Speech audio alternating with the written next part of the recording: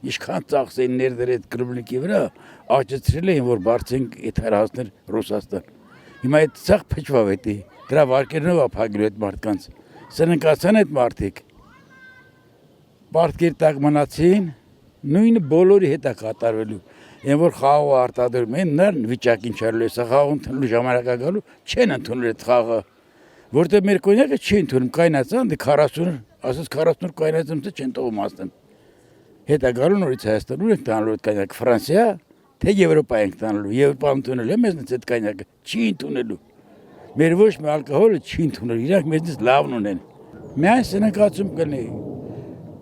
Գնաճը կբարձրանա,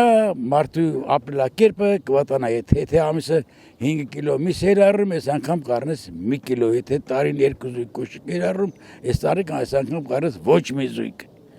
Այն որ ասում 10,000 ավելացրել եմ, սենց լավ կապրեք, 10,000 ավելացրել է, 40-50,000 թանկացրել են։ Հիմա այդ 10,000 օգուտ տվել է թոշակառուին, չի տվել։